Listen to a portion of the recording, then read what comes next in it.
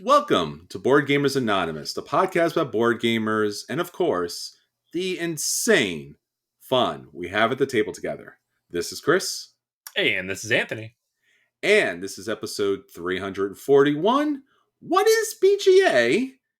And making a better podcast. We like to thank all of our Patreon backers for helping us bring you a brand new and philosophically engaged episode. It's going to be meta, folks, so stick with us. Well, hi, everybody. So, if you've been part of the BGA family up to this point, this is going to be a really interesting episode for you because we're going to take a step back, talk about the podcast, and explore a little bit about the different pieces that makes up the podcast that you listen to each and every week, whether it's on your podcast player, YouTube, or any of the other streaming sources that we use. We thought we'd take a moment to take a step back, really reflect upon things, and have that conversation with you live on the podcast. We think it'll be fun. But for you out there who have never listened to Board Gamers Anonymous, welcome to the podcast. We are so glad to have you here. But you're probably not going to understand anything that we're talking about because you haven't listened to any normal episodes. This is not a normal episode, but you actually might like that better. I certainly hope you do. But again, if this is your first episode, jump back one episode and check out the normal BGA kind of stuff, or honestly, check it back on any of the episodes, and you'll get a sense of what we're going to be talking about this week. So, right off the bat, you may have noticed that we didn't go with the normal intro music, and we didn't go with the normal intro. Well, kind of did, but this intro and the music has been something that we've been playing and going with for quite some time, and it has become a very established part of the podcast. So much so that every once in a while when I do a Zoom call these days, I have to stop myself from saying, welcome to the podcast, everybody. Welcome to Board Gamers Anonymous. So I've actually trained myself to a point where I could just rattle that stuff off. Anthony, we've been here since the very beginning. You and I created the podcast. We thought this was a good idea. Here it is, 341 episodes later, over 8 years. Starting out the podcast, you and I worked on the music, and I think in the end, you found the intro music, right? The very 8-bit kind of like song that we play coming in. Yeah. I think my directive from the team was find music that is gamey and free. And nothing is more gamey than 8-bit music, and nothing is more free than what I found. So, yeah, obviously, it's royalty-free music. It's Creative Commons. Obviously, the music is created by people. You can find the credits for it in the show notes. But yeah, it has kind of grown on us. We all jumped at it. We liked it when we found it, but at the same time, some people early on were like, "Isn't that kind of video gamey? You guys are board gamey." They're like, I don't know. It's all in flux. What is board game music, right? I don't know. Yeah, and I think it fit a little bit with our ages as well. I mean, we, over the years, we've had different co-hosts with us, but generally we're around the same age, and or at least Right. like the same things. And so much of that was 8-bit video games, 16-bit video games, and we were all video gamers coming into board games. So the song here from Boxcat Games really fit very well for us. And I think I've only heard it one other place before, and it's a very different take on, like you said, a cardboard podcast. And we've actually looked at different songs. At least I've looked at different songs along the way. I think I pitched a couple to you, Anthony, but I don't think anything really matched at least what we were trying to go with, or at least where we were coming from. But it's a thing, right? Yeah, we've gone down a couple different roads. We've tried more jazzy music, a little softer, more contemplative. We tried a couple things that were much faster, much more chaotic. We used to have little ditties and clips for each of our segments. Like early on, I would splice those in for the middle of the segments, and those were similar to what we have. I think they're from the same album actually, but just a little quicker paced because they were short. And we, over the years, we've kind of still just stuck with what we have here in the intro, and it's yeah, if I hear even like the first couple beats of that, I know I'm like, oh, it's a podcast. Someone's listening to my podcast. It was funny too because I think at one time, Anthony, you really went to the extent of finding like 8-bit versions of Yeah. other songs, right? We had like Game of Thrones that was an 8-bit Yep. version and such. Yeah, the first like 20, 30 episodes, like we would do feature reviews of games, right? Yeah, So we would talk about for an hour, like Caverna or Game of Thrones, the card game. And so I would try to find 8-bit versions that kind of matched up with that. And so it was really easy for something like Game of Thrones. You just find an 8-bit version of the Game of Thrones soundtrack or the main theme and then hope that nobody cares. So if you go back and listen to that, that's still there. sure. That clip that we have, and that's just in front of the feature. That was fun, but it did take a little bit of work to dig those up. Yeah, and that's one of the things about podcasting that you learn very early on is that it has to be sustainable for the long Yeah. haul. And obviously, we've been doing this for 8 years and mostly every week. I think that, we decided to do the podcast version of this because again, you and I, Anthony, we're big, big podcast listeners. We listen to a lot of board game podcasts, and it seemed to make sense that that was something that we wanted to do. And I think very early on, when we were at Myriad Games, which we talked about all the time initially, was because we wanted to do a board game podcast to support our local friendly game store. And we thought that this would be, the method in the madness to actually support the industry and support the store that we loved very much. But I think that, as we've gone on with the podcast, we've learned a lot of different things. And obviously, we'll be talking about this in this episode. So, intro music was one of the things. It wasn't always a thing, it was different things. Hopefully, you like the intro music. It's a little hard to cut, to get like the right amount of intro music there because it's a weird kind of 8-bit song. It doesn't play in a second, it builds up and then kind of kicks in. But it kind of feels like that's what should lead in a podcast. I don't know about all you out there, what you think. I mean, maybe Anthony, what we could do as we go through this at the end is have some kind of feedback from the listeners and the people who view us on YouTube and such, and see what everyone else says. But yeah, we thought the podcast format would be great to reach out to a lot of people, and our friends and our family and the people in the area. Some of them did listen, but it turned out, in fact, that really early on that people around the United States and actually people around the world were listening. And that kind of blew me away that there were people from other countries listening to our podcast like 8 years ago. Yeah. Yeah. No, like you kind of take it for granted now because we've been looking at those charts and seeing where people are from for so long. And you join us on Patreon and Facebook, and we could see, where you're from. And it's just crazy to me. But like early on, like those first few months being like, how did people in Germany even know we exist? How did that even happen? How did someone in Indonesia find our podcast? But people did. And if you're listening right now and you were there 8 years ago, let us know how you found the podcast. I want to know. And thanks for listening, because that's yes. pretty incredible. And the funny thing is, like, I think initially Anthony was doing the hosting, and then Anthony was having his second child, or maybe it was even before that, that I took over like hosting duties and responsibilities, and you missed a bunch of episodes. But like Anthony is our tech guru, our business manager, and so many other things. And basically, he was carrying like 95% of the load, especially early on, including the editing. Later on, I took hosting and editing myself, but it was a lot to do early on. But Anthony had all the numbers, and I always drove him nuts because I was like, "Did we get more listeners? Where are they listening from? How often are they Right. listening?" And Anthony's like, "Buddy, I'm watching it. I see all this stuff." I'm like, "But I want to see." And like 8 years later, I still have never seen the numbers. I updated a spreadsheet for several months, maybe even years, and Yes. just it's too hard. I don't And know. it was really awesome because as people who are speaking into a void or speaking into a microphone, and you're listening wherever you are in the world, when Anthony was showing me like the charts, and he would have like these graphical implementations of how everything would work, whether it was a pie chart or things moving up, I was like, oh cool, we're trending, we're moving up, and everything's getting bigger, and people are coming. Here are the demographics.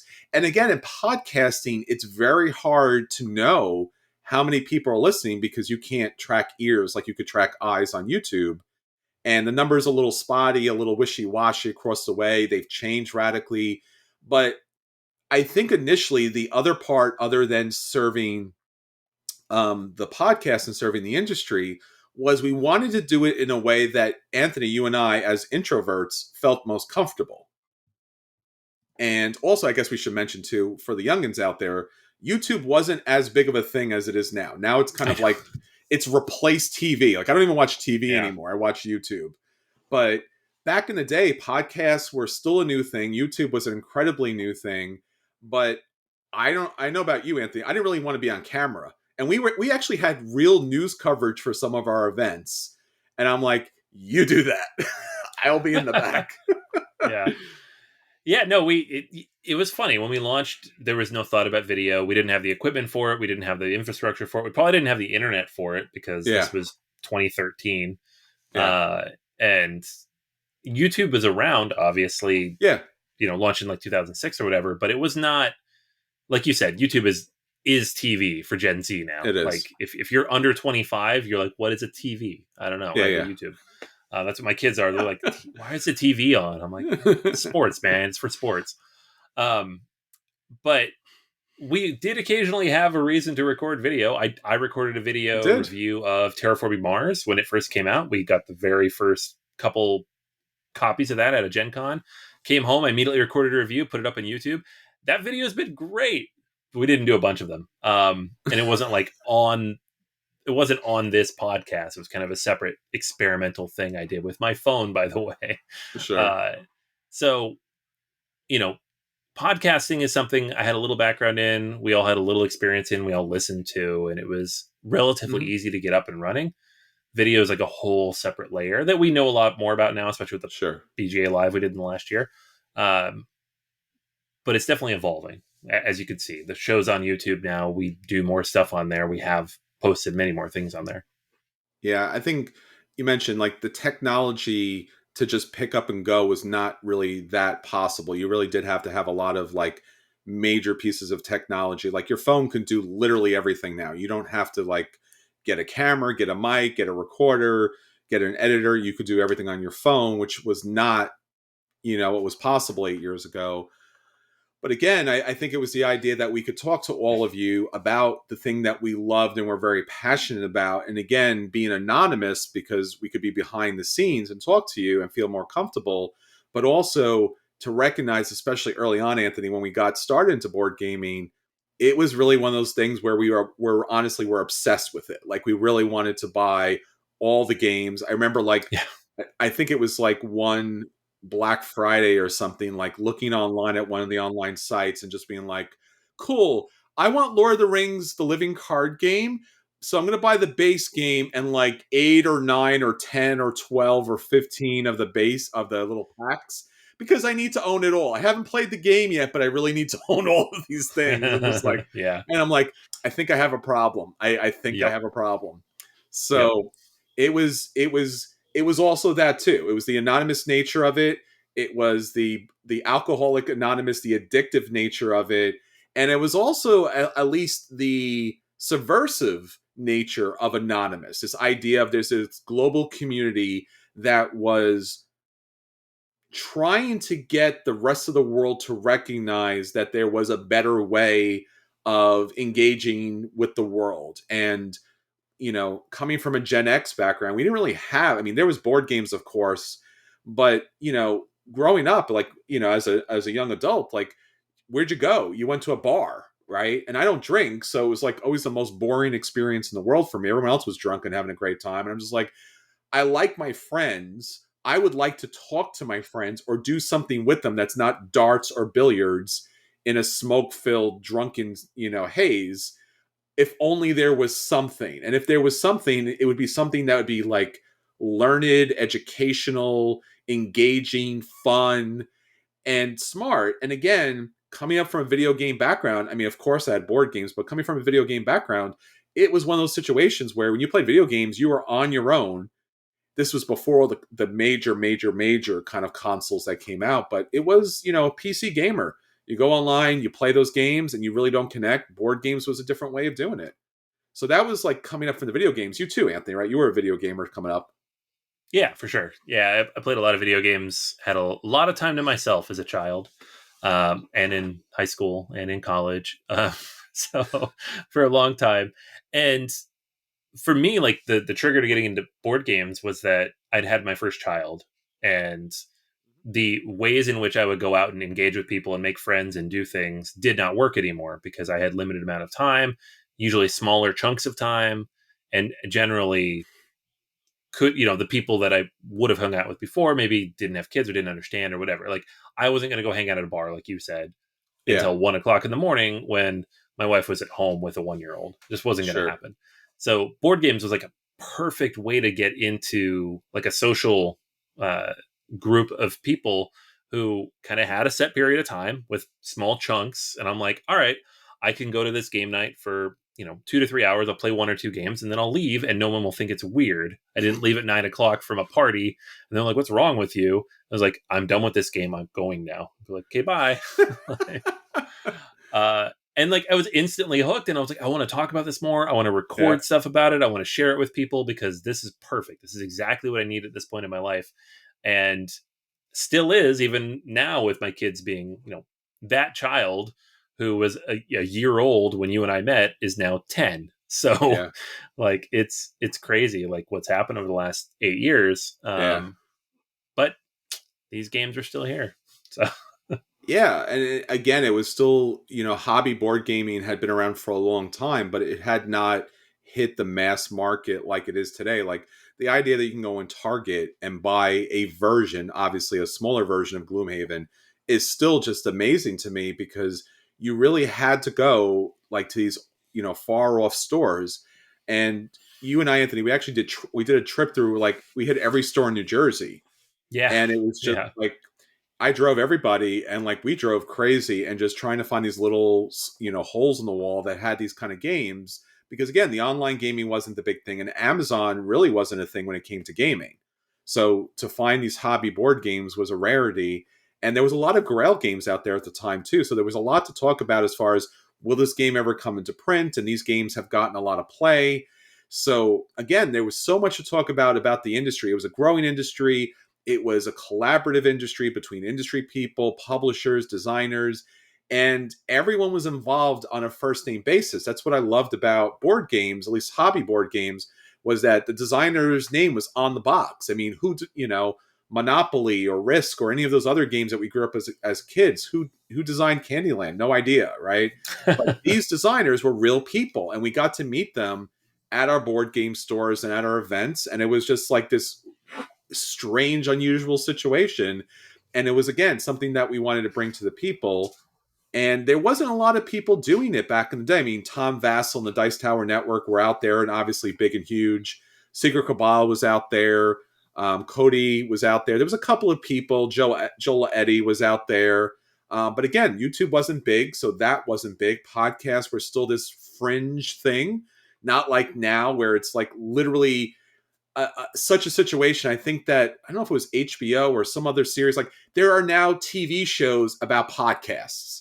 Yep. Like especially the murder ones, right? That's a big thing now. It's like how many people listen to those like murder mystery ones where true crime podcast. So I don't know. So podcasts have evolved. We have evolved over 341 episodes and trying to bring better and better content. So obviously, as we've had the finances and the time, we've upgraded our editing, upgraded our technology, upgraded our different segments that we'll talk about in a second, and really tried to, craft our information, our message, and what we wanted to do to the audience. So, does it work? We've seen numbers. The numbers have gone up over time. It's been diversified with the number of people and obviously the places around the world. So that's been really great. But again, it was one of those situations where you never really knew because again, podcast was speaking in the dark. I think the one moment, Anthony, about doing a podcast that really struck home was, I think I was at Gen Con and I was waiting online to be able to get like some giveaway from like Dungeons and Dragons. I think it was their big room on the second floor, and work called me. I was on vacation, but work called me, of course, and I picked up my phone and I'm talking to work, and there was a couple ahead of me, and the woman turned around and she's like, I know that voice. And I'm like, and because I work at colleges and universities, I assumed it was a student at like the last 5, 10 years that I had worked in universities. And she knew my voice from the podcast.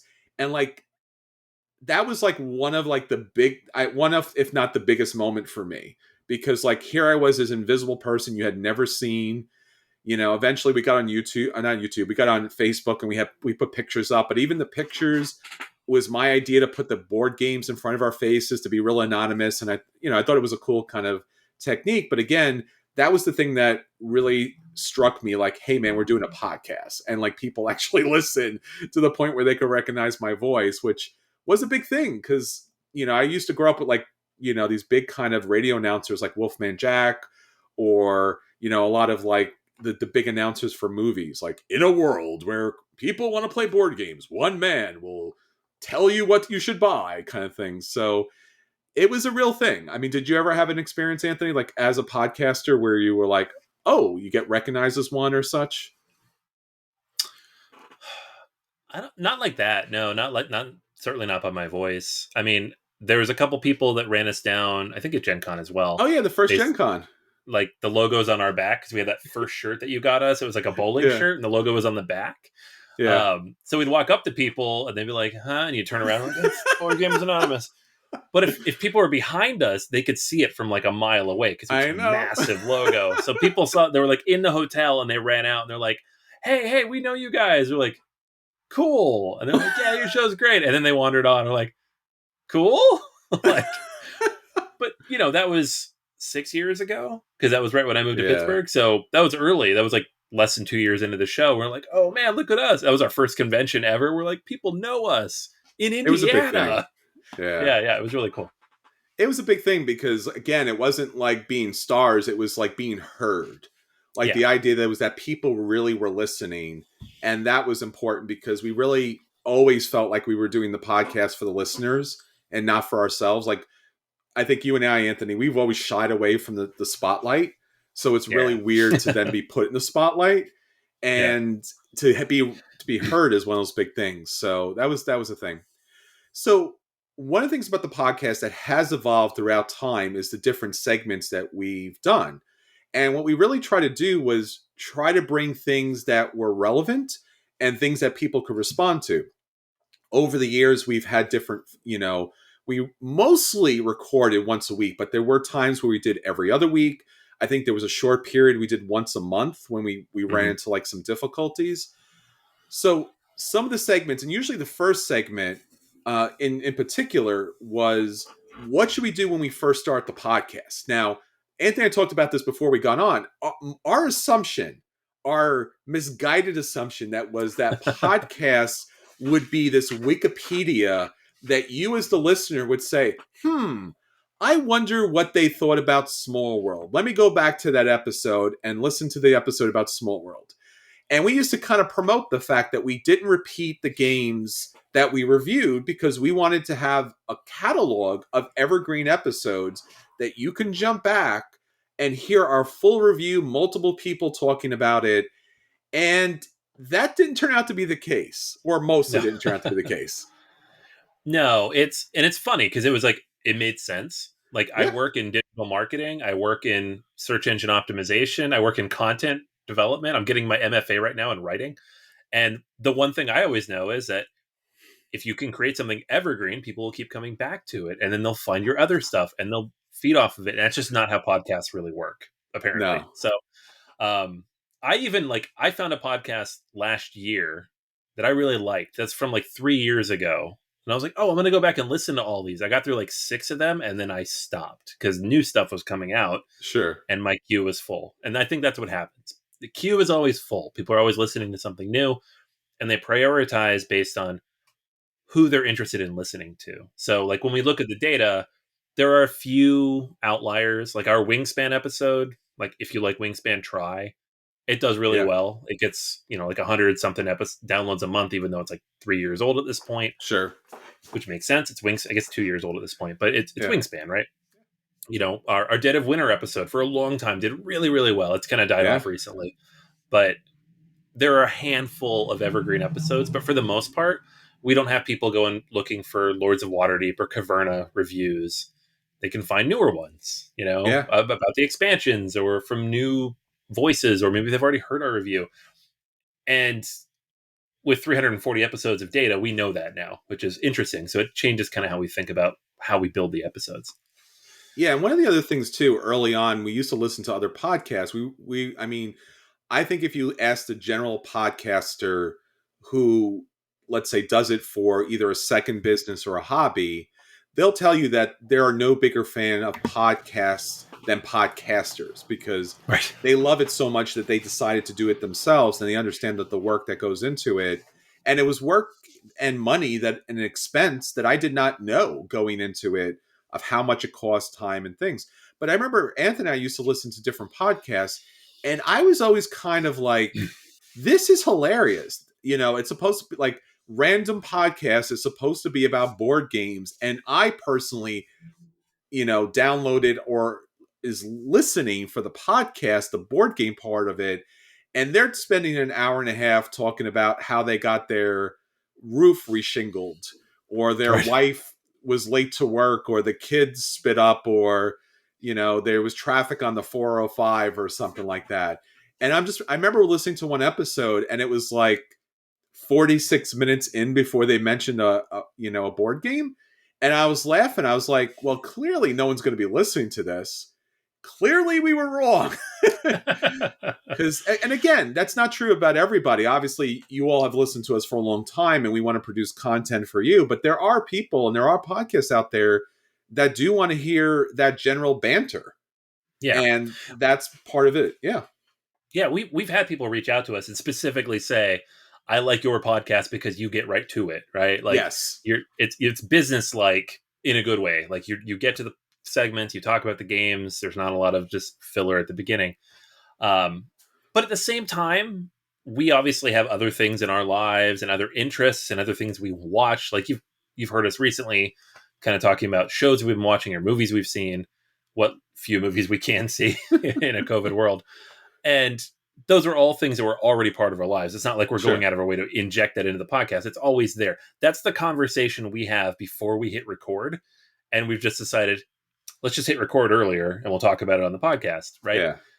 I guess the question for us now is, do y'all like that? Do we like that? Is that something we want to be part of this show? And how much of it should be part of the show? Because there is a line at which, yeah, like 45 minutes to an hour of non board gaming content on a board gaming podcast, maybe chop it down a little bit. I don't know. But then again, like we want to be as democratic as possible and also reach as many people as possible. Sure. And that is part of who we are. And this is the podcast that we do. So And again, it's this idea that podcasts, at least when we initially thought that it was about the content, like specifically the stuff that we would be reviewing, and that was something that was very essential to us.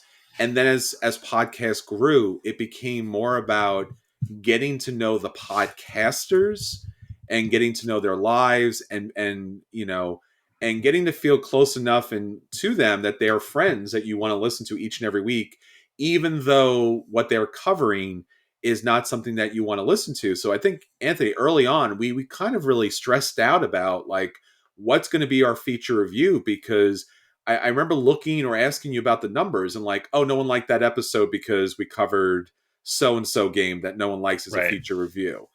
Right. But I guess, I mean, for me, and I don't know about you, Anthony, but like if you really love a podcast, you'll listen for the people and not necessarily the content, which is so radically different than what we thought initially.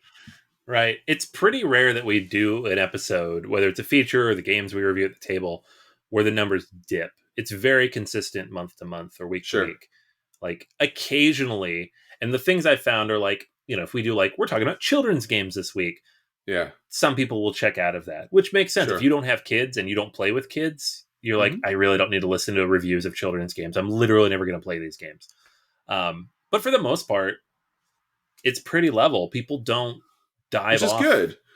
Yeah, no, it's great. Like, it makes me happy to know that you guys just want to listen to us talk about games, even if it's a game you don't want to play. Like, there are certain game reviews on other podcasts that I will listen to And I'm like, why am I listening to this? Because I'm never going to play this. It's not a game I'm interested. Like a Nemesis, for example. I listened to a review of Nemesis the other day. I don't want to play Nemesis. It's not the kind of game I like. Yeah. It sounds like it's amazing for the people who do like that kind of game.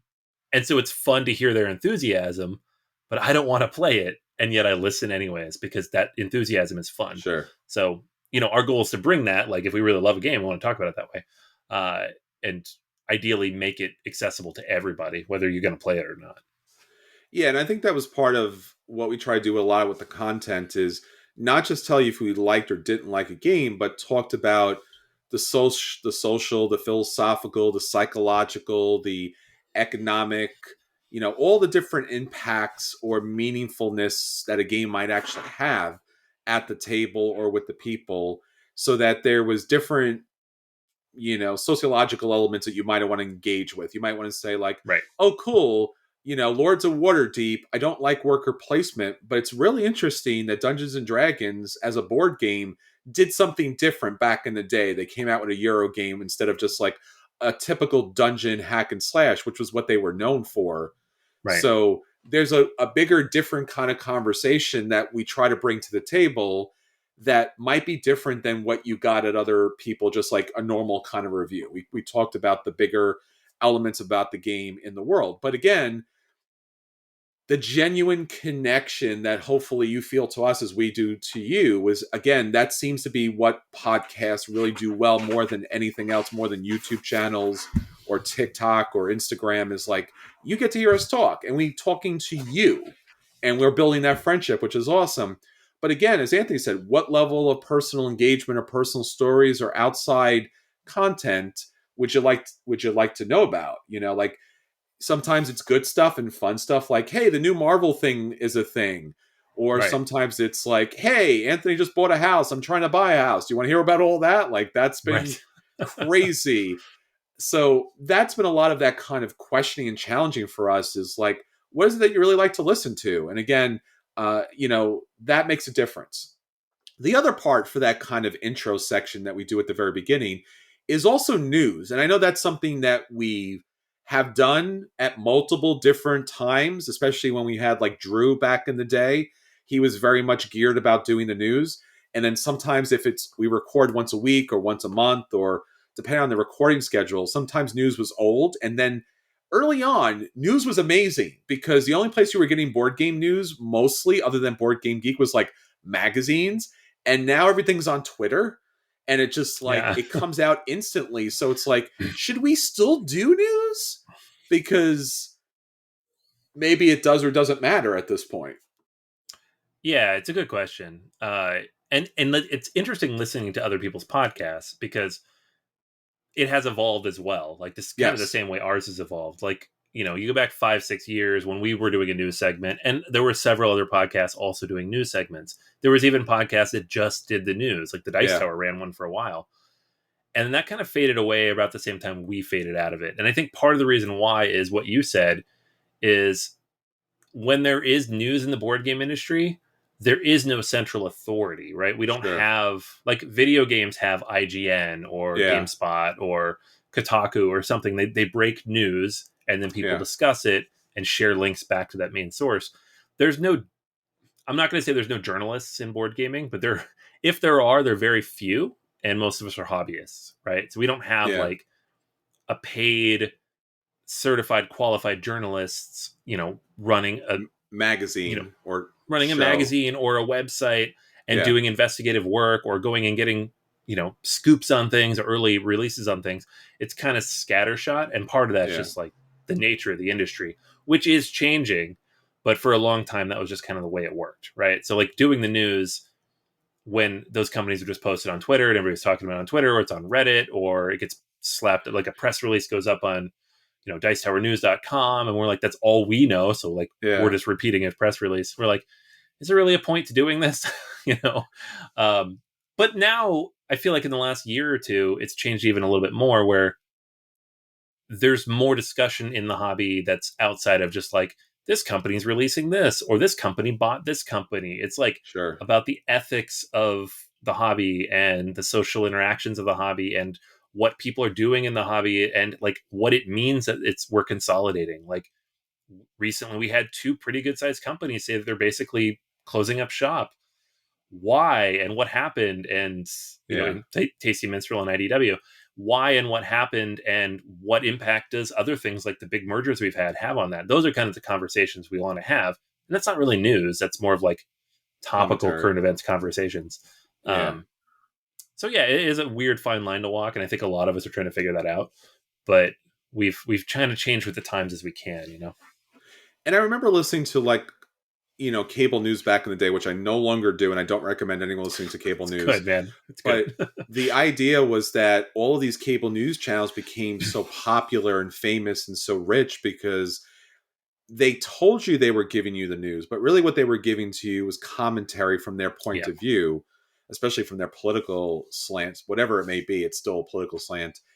right. And it was one of those situations where like that's where they kind of blew up big time.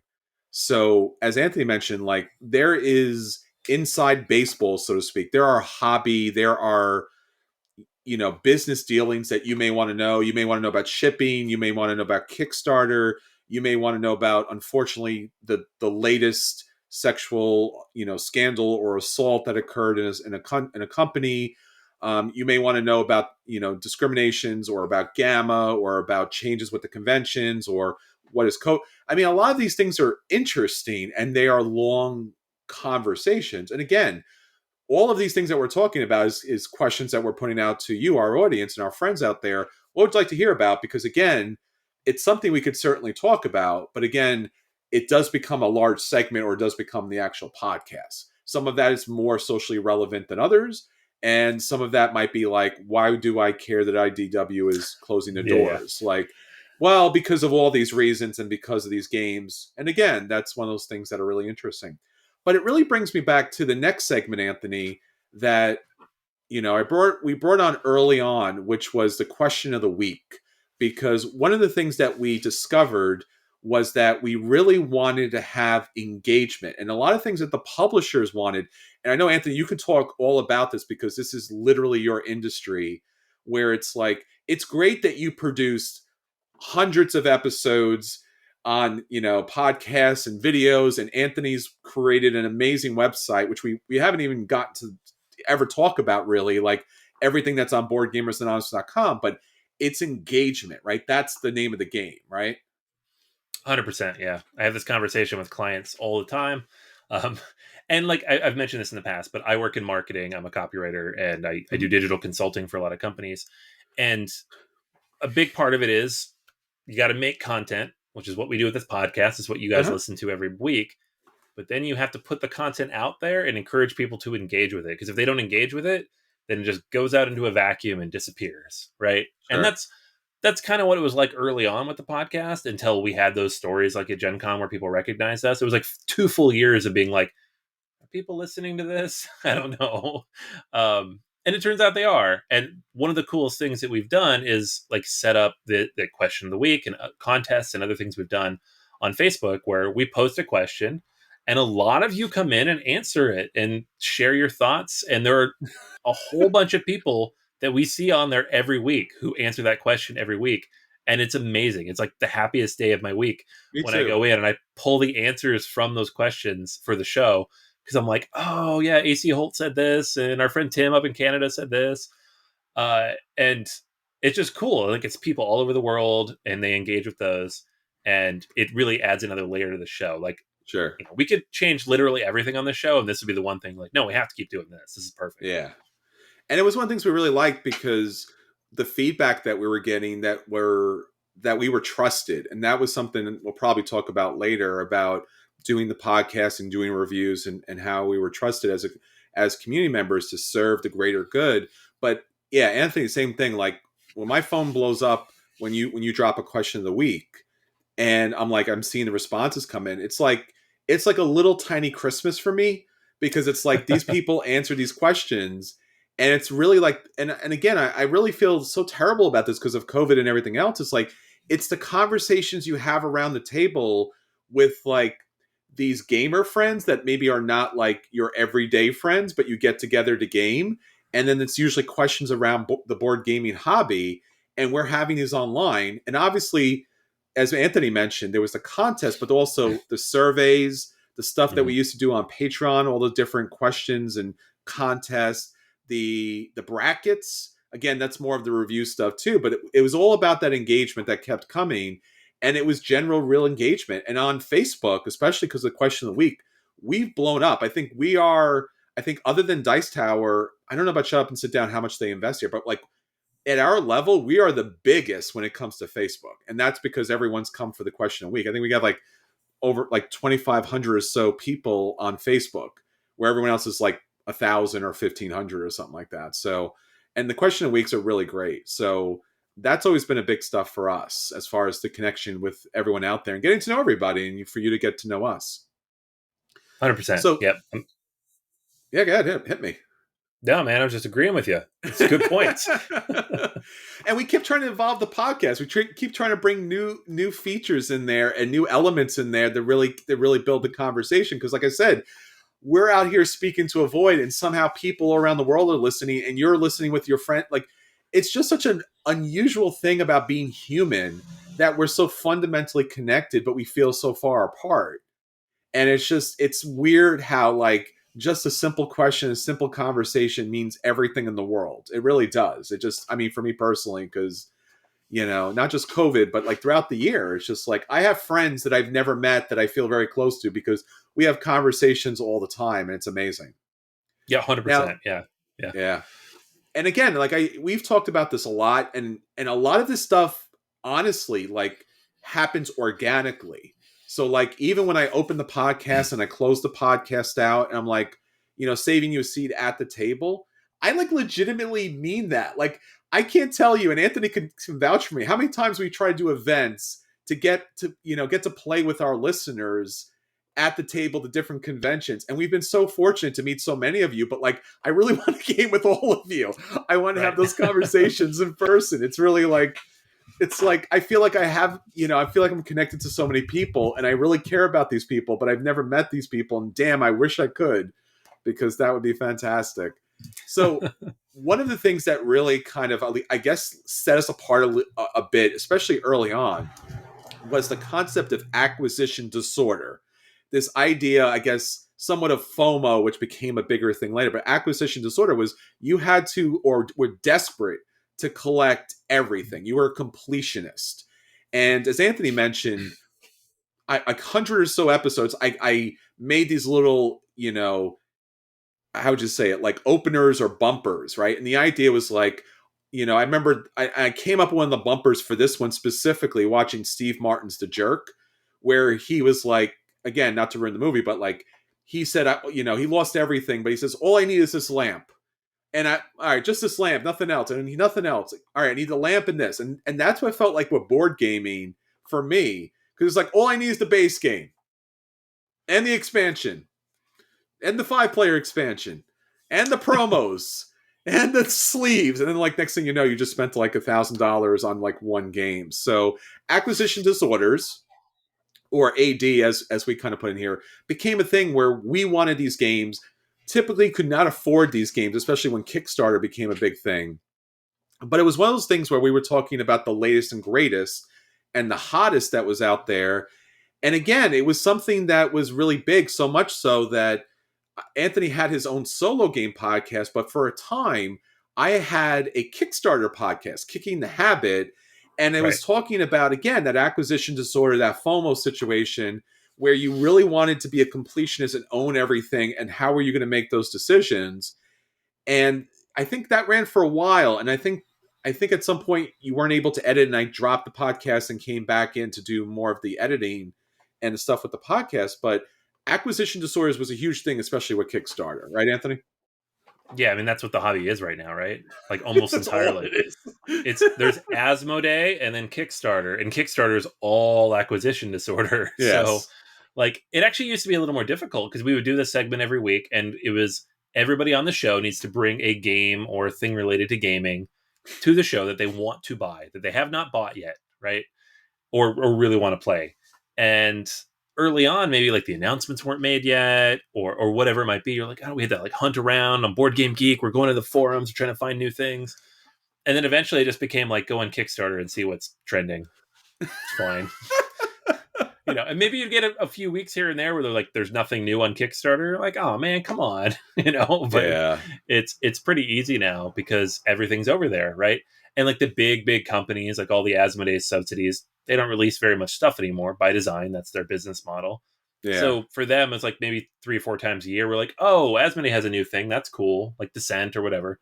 But most of the time it's like, oh man, the new Gloomhaven or the new Dinosaur Island thing on Kickstarter, which I guess is IDW. So, oh, no, that's Pandasaurus. I'm sorry, it's not IDW. Dinosaurs. Yep. And so it's kind of evolved over time, but it hasn't actually changed at all. It's just us talking about games we want to buy, and that's, I mean, honestly, that's the reality for most of us of what the hobby is. So, it's kind of the core of the show, And there was a golden period or golden age where there was so many small companies, and I know that people say there's more small companies now, but I honestly don't believe it, because there was so many small companies, small publishers that were producing games that there was honestly a glut. There was a glut of games that when they would like come out, like I said, the holiday times, like there wouldn't be like one deck builder. There would be like a dozen deck builders from like literally every company. And like it was like, which one do I buy? Because again, that was back in the day where you could go on to those online sales and buy games like 50% off all the time. And now, like you said, Anthony, Asmodee's shrunk things. Kickstarter does most of the acquisition to sort of work, the marketing for their products. So that radically changed. Kickstarter radically changed things for sure. yeah, Obviously, one of the tent poles for our podcast and pretty much every podcast that you listen to in board gaming was getting games to the table. right. And our At the Table was something that I think everyone listened to, because you couldn't always get a game to the table and you wanted to hear a review about the game from different perspectives and see if the game was worthy of buying. Because back in the day, insert laugh here, games were expensive, right? But now, not, now obviously games are like, taking out a second mortgage to buy a system of a thing. But that was one of the things that we really wanted to do, and it felt important to us because we wanted you to help you make accurate and great purchases. That was something that we wanted. It took much later, Anthony. I don't remember this. Do you remember when I think I came up with it. I'm not really sure. I remember like the idea of like, do you buy a game, do you play a game, you dodge, or you burn the game? But I think even before that, we had a kind of different system. Like we recommended a game or something. It was pretty early. It was like first Yeah. 10, 15 episodes that we Yeah. built our burn, dodge, play by rating scale. Yeah, so that became a very big part, and that was usually like getting games to the table, new games to the table if possible, and playing them and reviewing them as often as possible so that you would know what to buy. And again, I'm not sure if that's something everyone needs now, because obviously YouTube is such a big thing. So I think early on, I think even Anthony used to put like pictures, right? There was a time when we had pictures on the podcast. There was like a picture feed where at least there was a picture of the game or something for certain podcast players. We Do you remember that? experimented with it. Yeah, we experimented with it for a short period of time. The problem with it was that we didn't really get any feedback on it, which we asked for. And it doesn't mean that people didn't like it or didn't notice, but I think we just didn't have enough people watching the feed versus listening to the feed. And it was pretty time consuming. So it was like Yeah, difficult to know, is this helpful for people? How many people are actually going to go through and watch this? Uh, but, it was always that question that we had, like, does hearing a review of a game give you enough to know whether that's a game you want to check out, or do you really need to exactly. see it, right? And so these Exactly. days, if you really want to see a game, you just go to YouTube, like you said. Like you type in a game name on there, you're going to have 5 to 10 different previews or reviews or whatever. Does the audio only review make sense? Now, keeping in mind that the audio only review is more portable, like that's something you can take with you on the train Sure. or the bus or in your car. I don't really know. Like I grew Yeah. up, I say grew up. I came up in the hobby, uh, with audio only reviews because that's podcasts Sure. and that's what I like and that's how I consume content. I'm not really a video guy. I never have been. I don't Yeah. watch much YouTube. Sacrilege, I know. So for me, especially, I'm just like, I don't know. Like I see numbers, obviously, as a marketing person, I know how much YouTube can do, but Sure. personally, I don't know what the mindset is of people, how they want to kind of know more about a game. Obviously, learning how to play it, like that element, the playthrough, we've really boiled that down to as short as we can over the years, Sure. because a playthrough in audio format, I think objectively is not super helpful. Like And we hearing used to somebody do talk for those. 20 minutes. Yeah. Yeah. Oh my God. Yeah. 15, 20 minutes, like Secret Cabal style. This is how the gameplay is. And I don't know that's super helpful for many people. I'm sure Yeah. some are very audio learners and that Visual. works, but Yeah. without some touch points, you're like, I don't know what you're talking about. And you just kind of zone out. Yeah, and the YouTube channel, you've done some video reviews. You've done a handful, I don't know, Yeah. six, a dozen of those out there, especially the kid games. I think you had a bunch too at some point. Sure. Yeah. There's like 15 or so on there. Yeah. There was a period over a couple years from Gen Con where I did a few. Nothing recently with COVID and everything. Obviously, games aren't getting the tables often, so those reviews aren't happening. But uh, they're fun. We certainly experimented with them, and I would like to do more in the future. But what works in the podcast, I don't know. Yeah, and again, what works as far as a review is concerned for a game, right? Do you want a personal opinion? Do you want more an objective opinion? The way I always looked at it was our reviews were helping you make purchases. So Right. sometimes you should just buy a game because it's just worthy of buying. Right. Sometimes you should play a game because it's worthy of playing, but maybe not owning for several reasons. It's too expensive. It's too big. It only plays with a certain group or a certain player count. Some games are worth the dodge, and I don't know about you, but I've been to plenty of meetups and game nights, and Anthony mentioned this earlier. Like, you got 2 hours, and you don't have a lot of time to waste. If Right. there's if there's one game on one side and another game on another side, which table do you go to? Because that's going to make your night or break your night. So we want to, like, sometimes you just need to dodge a game. Like, you just need to be like, yeah, no. And then there's some games that you should burn, like whether you throw it in the trade pile or you sell it, or it's just such an awful game that you literally do throw it in the garbage because no one's going to ever want this game. There are games that Right. are broken. There are games that legitimately are broken.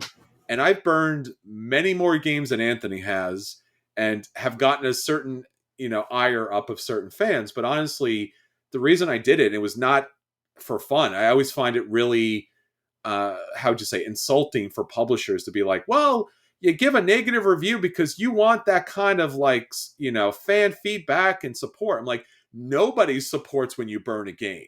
Like, people are unhappy about that because there are people out there who like the game. If they don't like Right. the game, they're not going to say anything. But again, there's nobody who's like, I listen to them because they hate everything. We've Yeah. talked This about isn't that. 100%. Like, it's almost like they think we're running like Mystery Science Theater here. We're just like making fun of games and people like listening to us burn things down, which would be a fun podcast, but we'd have to play terrible games, and I don't want to do that. So, And there are some podcasts that have done that, like, over yeah. time, where they've just played just bad or old or outdated games for the fun of it, and I applaud them for that because that's a good general concept. But we have never burned a game out of fun. Every time I've been No. like, this game is so bad I have to burn it, I'm like, oh no, this is going to be bad for me. So that's always been one of the challenges with it. So again, your feedback as far as that's concerned. One of the things about that, obviously, and I want to talk about that, more in detail later, but is the idea about, preview copies and paid reviews, which we'll get to, I think, at the end, because I think that's a bigger thing that we've dealt with. But we've never been paid for reviews. We've never asked for money to pay for reviews. Anthony and I would never do that. Like, it's just not worth it on any level. And we've seen our colleagues actually get paid for reviews. And Yeah. it's been a challenge for us too. Yeah. And I don't want to turn this into like a whole commentary on that. I feel like we could have a whole Sure. episode just talking about this topic. A lot of people have. Yes. I don't like the way the discourse has gone on this topic in the Nope. last couple Not of even a little bit. years. No. And like, again, I work in an industry where, things are regulated and you have to say things that are true and you have to disclose things that happen, right? So if you get a review copy, you have to say that you got it. That's all you got to do. Very easy. That's not compensation. It was a piece of material received with which to do the review. And that's really the end of the transaction, right? So like this Mm-hmm. whole argument back and forth of like, you were paid to do the review because you got a review copy. That's not really how review copies work. But when somebody actually pays you physical money to review that game, and even if they say they don't care what the review is in the end, that's a really weird ethical line that I have a problem with. Yeah. and we're on the same page with that. So we've just never done it. We've never even considered it, and we would never consider it. No. We've done a couple Kickstarter previews that were very, very specifically previews in which I went out of my way not to provide an opinion of the game. It was really just a playthrough with the prototype materials, and that's as close as we've ever gotten to taking any compensation for content. But reviews, I don't understand why people are like, yeah, it's fine. I don't know why it's a problem. Like, it's absolutely a problem. Ethically, it's a huge problem. Why are we okay with this? Yeah, and I think a big part of the problem with the industry right now, and like you said, not to get into too deep, I will mention just one thing really quickly, is that there's so many paid previews out there that it's very hard to find a review of a game anymore, Sure. because either they're not saying it was paid, or it was paid as a preview and they just gush over it. If you're being paid to preview something, preview it. Don't Yeah. gush. Even if you That's love a it, you're not review. Yeah. that's a review. When you start to gush, even if you love the game, that's a review. So you can't review and preview a game and get paid in the same thing, in the same breath. And I think that's sad, because when I go to Kickstarter, I'm just a normal hobby guy and I just want to buy a game, and I go look at the Kickstarter and there's like 8 or 10 previews, which I'm like, great. I'm so glad that our colleagues, who are geniuses in so many different ways, have broken down the game so that I can understand about it. But I just want 1 or 2 or 3 independent reviews about the game that should also be up on that Kickstarter, so I know if it was something I would like. And those have disappeared dramatically over the years. I mean, it used Yeah. to be like a Kickstarter was like mainly reviews, and now it's mainly previews. And now that those people have previewed the game, they're not reviewing the game, which is good, because we would never review a game that we previewed, and we haven't, because that becomes ethical ish, iffy, because again, you've been paid previously, so now that kind of taints your opinion on that. So again, what format works for you as far as reviews? Do you even want to hear the game reviews? Obviously, to what depth, what complexity, what sociological relevancy that it might have for you, and obviously how we go about it, and how we do rate things. So that's kind of a big part there. I guess the biggest thing to talk about here is how most podcasts, and again, we followed some of the formats of our predecessors, as far as having a feature review or a Right. feature segment. And I think initially, Anthony, it was a featured game, right? Yeah. That's why we call it feature review. That was the name of the segment. Because for the Don't give away first, all the secrets. I think it's pretty obvious at this point. But like the first 50 or so episodes, 55, something like that, most of those we had a single game. Occasionally we did a top 10 list. Sometimes we did other things. But most of them was like a game that we all played together, because when we launched the podcast, we all lived within like 3 miles of each other, and we all went to the same game store. Yeah, And then we'd sit down and we'd talk for like 45 minutes about that one game. And it was yeah, fun and it was cool. And that's why we launched the podcast. And then I moved to Brooklyn, and then Daniel moved out of New York, and then I moved to Pittsburgh, and we were all separate. yeah, And of course, that means we can't play the same games at the same time. And so the feature evolved to be this, like a lot of other podcasts do, of like a top 10 or some kind of, unique special twist on a topic, or just a general discussion, recommendations, whatever it might be. And it's constantly evolving, because we're constantly trying to think of new ideas for this segment. You'll know that yeah, if you listen to this show for any amount of time. There are a handful of things we do repeatedly, but even like recurring segments, some of them we retire at a certain point. Like, yeah, if you like Try, we have a bunch of those. They do really well, but eventually we run out of games to do that with. And so we yeah. retire it for a bit, and maybe we bring it back once a year when there's a big game that makes sense to do that for. We have recurring features like our March Madness stuff, our holiday episodes, our top 100 that we do for every big milestone. Hmm. But then there's other stuff we just kind of make up as we go. We're like, what's a cool episode we could do? I don't know. Board Game Olympics is really fun. Let's do that. That was your idea. Yeah, Let's do that. And that was new. That was something different. Um, so yeah, there's no like formula to this at all. But at the same time, we need like an anchor for the show. sure. And some of those features, again, did better than others when I coming up with, if you like this game, try these games, because that was something that came out of us talking in like the stores. Like, hey, I like Lords of Waterdeep. What else plays like Lords of Waterdeep? If I like this game, what else would I like? That was Right. something that we as gamers had talked about. It's like the popular language or the esoteric kind of nature of the way we talk, but it was never something that I ever saw in a feature review, because again, how do you make those decisions? And typically you make them based on other games. So if you like this, try that. And we even like evolve that to like, I think if you don't like these games, don't try these games. And when you, Yeah, yeah. and if you, if you like, this other situation, you might not like that, or uh, help me from not backing a certain Kickstarter, which was a recent kind of thing that we did that really kind of blew up a bit. But we used to do other things too. We used to do gamer FAQs where we Yeah. went through like gamer terms and things of that nature. We did features like how to. That was a big thing about like teaching. How do you teach a game? How do you do something? We did BGA court, where we actually like to sleeve or not to sleeve. I think Yeah. was one of That our was a good one. Yeah. features. Yeah, and like, how do you debate that issue? Because again, those are conversations that we would have at the table that we wanted to bring to the contest. I think, Anthony, one of the biggest episodes we did back in the day was Rebellion versus War of the Ring, right? Wasn't that one that kind of like oddly blew up on YouTube for a time? Yeah, we did a series of versus episodes. I think our most infamous one is Kemet versus Cyclades, because that was like a Okay. full blown drag out. You and Daniel were going to kill each other over that one. That was fun. Yeah. If you guys want to hear a good argument, go to that one. Like the vitriol in that conversation is real. Like, It's true. we're all friends still. It's fine.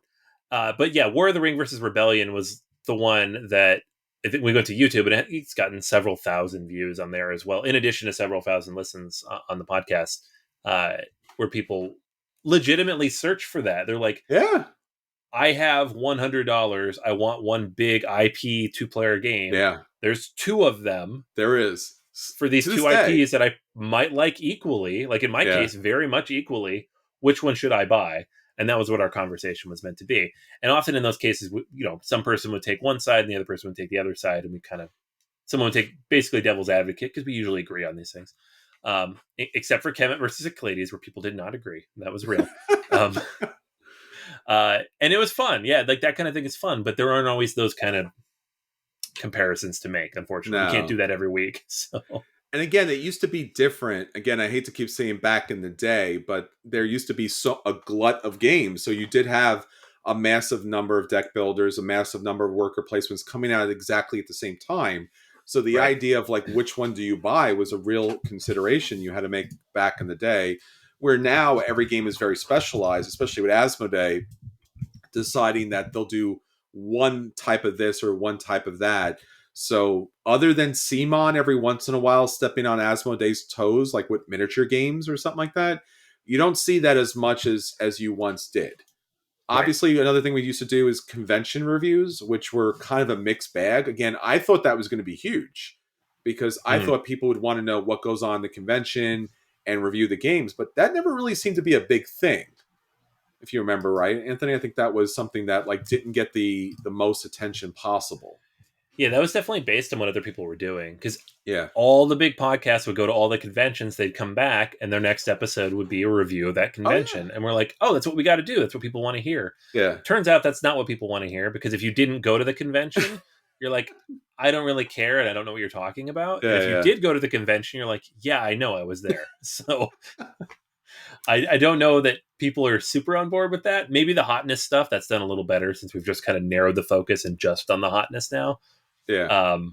But those lists always do well. But yeah, the general discussion of the conventions, we kind of stopped doing that pretty quickly.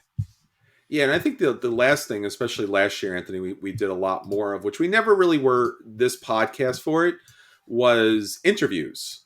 From designers and publishers and things like. We've had people over the years on the podcast doing. The idea was like, if we brought somebody on, unlike some other podcasts where like it was an interview, we really wanted them to play with us. We really wanted them to have like part of the content and give us their opinions on the acquisition disorders at the tables and the features.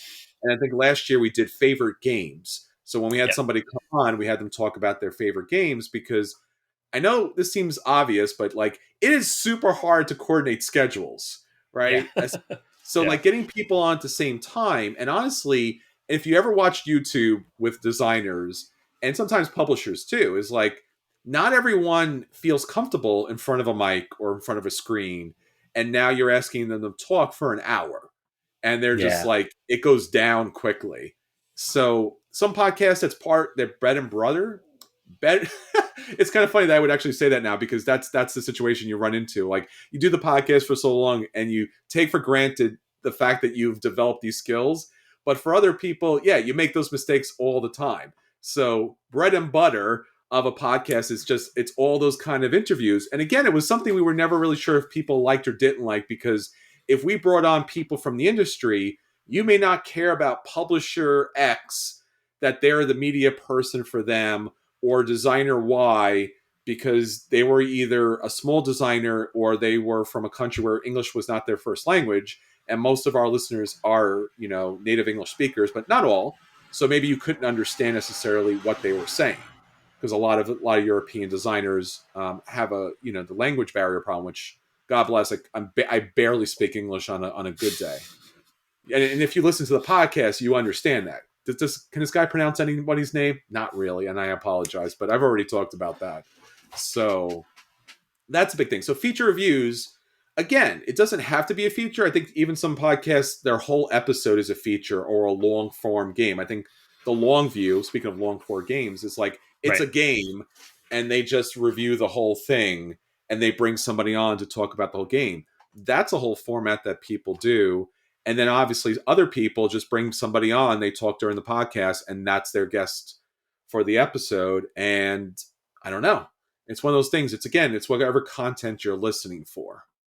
But that's been a big thing and an interesting thing about podcasts. What is it that you listen for, as far as, do you even listen for the feature reviews? Because like Anthony said, that we try to make them diverse. We try to, retire things, bring new things in.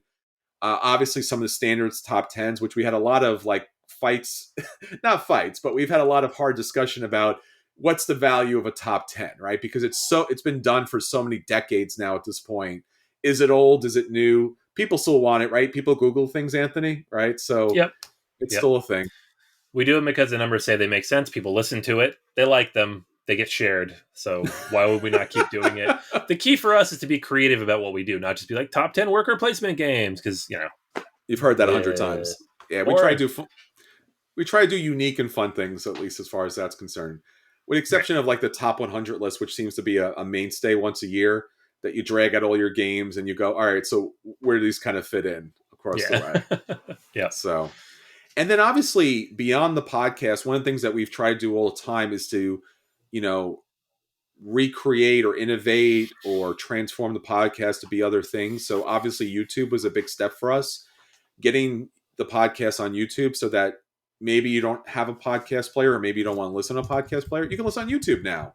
And that was the thing for a long time, where it was just the audio. And I think in the past we had pictures, and now we have like a main image. But now we're using our Zencaster, a program that we pay for, that's recording this. So we're live. And that's not weird at all for me. Hi, everybody. This is not weird. Woo! I mean, we did Twitch for 6 months, so this isn't really that weird for me anymore. But the live stuff, man, that was rough. I mean, it wasn't rough. It went actually really well. It was just anxiety rough. And you do it. You're very smiley, happy more about it than I am about that. I give you credit for that, because that's a lot of attention.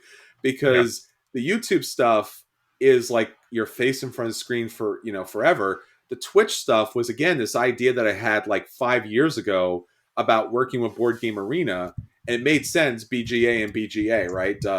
And they finally caught up 5 years later at the beginning of the pandemic. We're like, what's be a good idea? We'll do Twitch. We have never done Twitch before. So Anthony had to learn how to do everything with Twitch.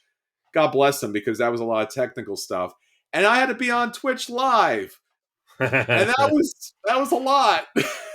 But yeah. But somebody said to me recently that what they found so amazing about Twitch, that we, the games that we kind of hosted, and that was something you and I talked about. I even talked about Daniel back in the day, about having like a board game network where we would be like commentators over games. And it actually became a reality here, was the fact that so many games ended up with like players coming from behind, super tight, close wins. Not when you and I were playing because we were just playing to show the game off, but like when we got players, it was Yeah. real. Like, Yeah. I mean, listen to the episode that Jason was on with me. That was like super, super real. But we had so many games that came down to the last thing. It was so exciting to be able to do that. And that was a huge thing, man. Like that was a thing. Seriously, right? Yeah, no, it was awesome. Yeah, I was really worried that a lot of those episodes would end up boring. We'd have to like find ways to make them interesting, like watching a baseball game where it's like 15-1 and the announcers are talking about like what they put on their toast that morning because the game's been going for 5 hours. Like, Sure. no, it was never like that. It was always very tight and interesting and engaging. Yeah, it was a lot of fun. Yeah. So, and again, we might return back to it. And I think actually we did one of the biggest episodes on YouTube, surprisingly enough, was the ranking list of Yep. the Uwe Rosenberg games, which got a huge number of views. And that Yep. was kind of funny because it was one of those things where I was like, hey, I've seen this done for anime. We should do this for publishers and Right. designers. And that kind of blew up for, a minute. I don't know if we'll return to that. I mean, again, that's something that kind of put out there if people were interested in that. They should definitely check that out and see if that format worked for them because some of that has some really interesting kind of discussions and graphical implications to it. So yeah, that was a thing for sure. And obviously, one of the things that you don't get to see, but we've talked about in the past, is we've done a lot of events over the years, a lot of charity events. Typically, once a year, we do a big charity event. Again, some COVID years, some moving years that made things more challenging, and there's a whole history behind that. Like, whew, if we went like that would be a several hour episode going back about all the events and how we pulled them together and all the challenges and all the dangers and people stealing money and people games and 24-hour gaming thing. It was just that alone, like that's a behind the music. And again, if Right. you're not old enough, you won't know what that reference means, but literally that would be it. Like, and then they thought this was a good idea to do that. And then obviously it was not a good idea to do that. So, but we've done a lot of events in the years, mostly, if not all, for charity. And we've had some really nice turnouts and a lot of money to support people in need. And we've been really blessed that people supported us, publishers supported us so that we can do a lot more good. And we're always looking to do that. It's somewhat unfortunately challenging these days because publishers either don't have the games to share for charity content or just don't for some reason. So, but it's still great when they do so that we can kind of make a difference in people's lives. And that's been really wonderful. And we really love doing those charity events. And I guess, Anthony, finally, we've already talked a little bit about the paid reviews, which we don't do, and things like that. But there's obviously, like, we work in partnership with publishers, designers, other media people out there, Gamma in some respects, other conventions and things like that, PAX, Gen Con, smaller conventions, double exposure, Envoy, and things like that. So there's a lot of relationships going on. And again, that's always been somewhat challenging because if you go to a convention, it is a business thing for us. We want to have fun, but it's also business. Now, surprisingly enough, I enjoy some of that business. And then I got to drag Anthony around the convention to do more business stuff. And he's like, I came to play. I'm like, yeah, I remember we used to do that. And now we got to go to a convention to go talk to people an hour a shot to learn like 5 minutes of content or move two things. And that's a game review or something. So, I mean, again, that's something that people don't see. The challenge about making the relationships and developing them and then trying to get review copies so we have content. And a lot of times games now more than ever burn out in 6 months. So if the game doesn't get attention in 6 months or shelf attention in 6 months, it's done. But publishers typically, at least to us, don't come around until what? A year later sometimes or 6 months. And they're just like, well, we got about 5 minutes on this game. Could you take a look at it? Because Yeah. Can you exposure? post a review like in a week or two? And like, no, because we don't get paid to do any of this. Yeah. We have jobs, so I'm sorry. So that's been a very big challenge. And again, that's a huge episode that I would love to do in the future. Maybe we will or won't do that because it's a lot of naming names, but it's really been an emotional adventure because Anthony and I go to these conventions and we're like, okay, cool. We have to talk to like 300 people. And then like 5 minutes in, your social battery runs out, and then you still have to keep going because you need that information. And since we're not paid reviewers, we don't really have that access that paid reviewers would have, which makes it more challenging for us. So Sure. Yeah. that's always a thing, especially in the conventions. And then I guess finally, talking about how we actually are able to do the podcast. And again, this is also another full episode about everything that our Patreon backers and everyone who listens does for us, and people who share on social media. I mean, it makes my day when I go on Reddit or I see in another, thread or another channel or another page where they mention us. Makes honestly all the difference in the world, because again, since we're not financially connected to publishers and designers, that if we're not mentioned, if we're not supported by listeners and our friends out there, we don't really exist in some cases, which is weird, but that really is a reality of our industry, is that there is just pipelines and funnels that are pre-built or built by relationship. And if you're not in that river, you have to work really hard to get any knowledge or information or game so that you can present that. And that's a challenge. And the only way we've been able to do this podcast and the YouTube channel and Twitch and the events and everything is out of the generosity of publishers, designers, people who listen, and our friends like you, and especially the Patreon backers who make this financially viable for us. Because this is hours out of our day, and financially, I remember talking to Anthony so many times and going, "So how are we doing?" And he's like, "We're still at a negative." I'm like, 6 years in, we're still at a negative. He's like, "We're still at a negative." Like, I but mean, it's the first 5 years was all negative, so it took a while to break it back down. We're positive now, man. We're positive now. So we've always been positive in our hearts, but yeah. the Patreon backers made it a positive, and again, we're so thankful. And what we've always done, and Patreon backers know this, is anytime we get extra money, we turn around and do game giveaways or prizes or things like that. So the money goes back out to our audiences, despite all of the costs of everything that you see or you don't see here. So it's been a challenging but a wonderful adventure throughout, and it's been over 8 years. It's been over 340 episodes. I don't know, Anthony, any closing thoughts about what is BGA and making a better podcast going forward in the future? That's good, man. Leave me with the big existential bomb at the end there. Well, see, that's always a funny thing about the podcast that I don't often talk about. So let me take a tangent for a moment. I often say these big emotional or philosophical things, and then I realize Anthony's also on the podcast, and I feel bad, because one of the things about the podcast, again, that you don't know is oftentimes editing is very hard. So if I'm talking and Anthony talks and I talk, and we don't want to talk over each other, because that was an editing problem super early on. It became a little easier, but it's still an issue. So we kind of monologue every once in a while. Everyone's nodding their head who's listening to this at the moment, but yes, that happens. And then I look, I'm like, I didn't let Anthony talk. And then he's like, and then sometimes he's like, thank God he didn't make me talk. And then sometimes he's like, dear God, why can't he let me talk? So we don't have a signal in the podcast where he's like, yes, me, I will talk now. So I'm always like, I don't know.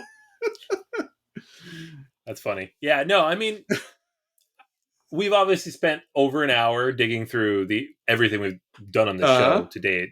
And I think the main takeaway I guess I want everybody to have is we do this for all of you. We do. The main reason we do it for ourselves is to hang out personally, and because we like board games, and it's a cool way to talk about board games, right? Sure. I love creating content. I have since I was like 5 years old, like making little reports out of my stuffed animals and GI Joes.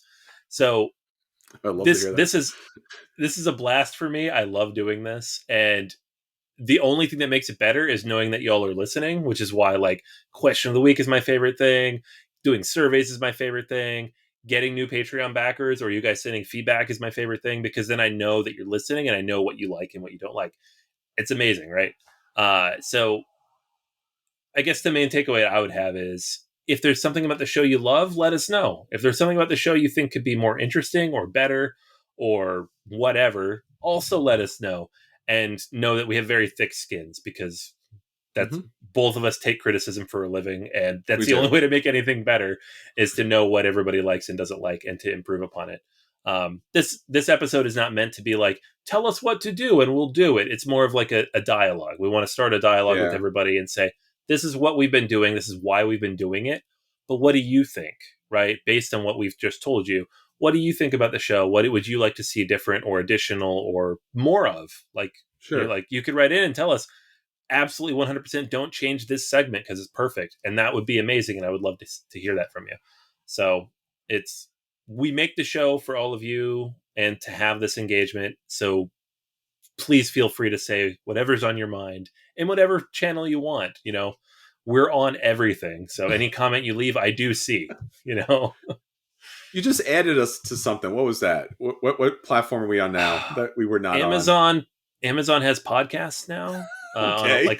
I guess it's like Amazon Music, but I get mostly Alexa. So Okay. if you tell Alexa to play Board Gamers Anonymous, she will. So Wow, really? Okay. I got to yeah, try that now. That's yeah, hilarious. For me, again, going through the episode format is really fun and interesting because, again, there is so much thought that goes into it. And again, as Anthony mentioned, the thought is you, our friends who are listening each and every week, we honestly do live and die based upon, like, hopefully you're enjoying it. Hopefully we're getting it in on time for you. Like yesterday, I don't know where you are in the world, but we had a hurricane and tornadoes that hit the area in which we both live. So typically we record on Wednesday night because that typically is best for Anthony and his family, but we got hit with literally everything. And obviously it's been an incredibly difficult 2 years, 20 years, a life kind of situation. yeah. Whew, it's been a thing. So as Anthony said, it's and it honestly is absolutely true. It's like any amount of content, any kind of contact, any you even whisper our names like walking down the hallway or something, even if we're not there, it really does make our days because this really is a conversation that we've always had with each and every one of you, and that's really what makes the big difference. Like we're constantly in an existential crisis of like, is this what people want? Is this what they're listening for? Like we want to have fun, and we do definitely enjoy the time that we spend together. And again, I don't know, like most male friendships are hard to keep because, as I was once told by a psychologist, was like, men's relationships are mostly like foxholes. Like you get into a situation together, whether it's work or a team or sport, whatever it is, you work it out and then you move on. Like this has allowed our friendship to grow. I think, Anthony, I think that's fair to say, right? Because obviously Sure, life yeah. gets in the way. So if you don't have something scheduled and productive, it's hard for men to kind of like, generally men. Like I feel like I could do more than that, but it's hard. But and also for all of you out there too, to have that conversation with us, is so incredibly valuable and really does make our day. And again, as Anthony said, if it's good, if it's bad, if it's a mention, if it's a thumbs up, if it's a share with somebody else, if it's a listen on the podcast, if it's a subscription on YouTube, it means the world. If it's mentioning us to other people, publishers, designers, that honestly makes our day. I mean, I can't tell you. It really does. And again, it only makes our day so much because we know that you're listening, because again, it's this weird vortex void of just like things come in and out and we're never really sure where or why. So again, hopefully this reboot, episode 0, recast, reflection, or just like, hey, we just want to be more personal and engage with you to let you know who we are and what's going on with life, because it has been one of those situations. And over the last 8 years, sharing our life with you has been incredibly meaningful for the both of us. So again, thank you all so very much for listening. Hopefully this episode's been fun. Again, if this is your first episode, I am really sorry. Why did you listen to all this? You're I like, what are don't you know. talking about? But again, it might have been fun for you. I don't know. Maybe, yeah. But It's very meta. You know a lot more about us than you would if you listened to, I don't know, 5 episodes ago. it's true. So, It's true. And again, we want to know if that's also something that you want to know, because Anthony and I could talk for hours, days, weeks, and months and years. But again, it's so incredibly to join you at the table each and every week. Hope this was fun for you. We're gonna just release this unedited so you get it as quickly as possible and be able to listen to it at the gym, in the car, wherever you are. Again, thank you so much. Until next time, this is Chris, and this is Anthony. and we'll save you, as we have for the last 8 years, a place at the table. Take care, everyone.